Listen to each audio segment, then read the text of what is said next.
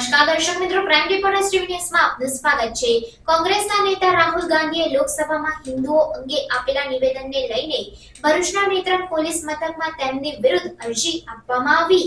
લોકસભામાં રાહુલ ગાંધીએ પોતાના ભાષણમાં હિન્દુ સમાજ વિશે કરેલી ટિપ્પણીને લઈને દેશભરમાં વિરોધ થઈ રહ્યો છે, ત્યારે કેટલાક લોકો દ્વારા રાહુલ ગાંધી વિરુદ્ધ કોર્ટમાં તેમજ પોલીસમાં ફરિયાદ આપવામાં આવી રહી છે। આ સંદર્ભમાં ભરૂચના નેત્રંગ પોલીસ સ્ટેશનમાં પણ અરજી કરવામાં આવી છે।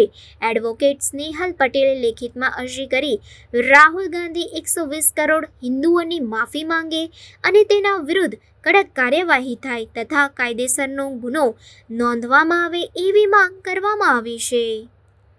Reporter Vijay Vasava, crime reporters TV news, Netrang. મારું નામ સ્નેહલ કુમાર નરેન્દ્રભાઈ પટેલ, એડવોકેટ નોટરી, રહેવાસી નેત્રંગ, જીન બજાર, તાલુકો નેત્રંગ, જિલ્લો ભરૂચ। મારો મોબાઈલ નંબર છે 90 162 51 8 39। બીજો નંબર છે 98 98 466 237।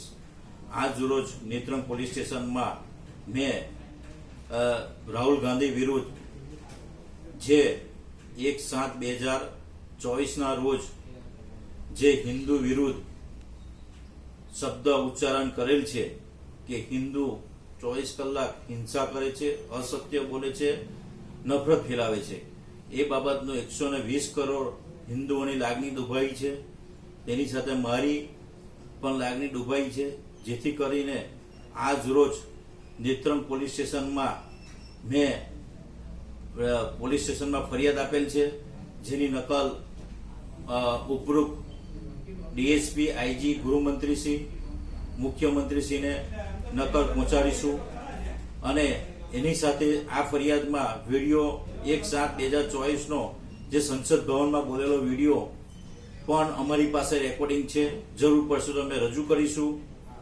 ભારત માતા કી જય, અસ્તુ।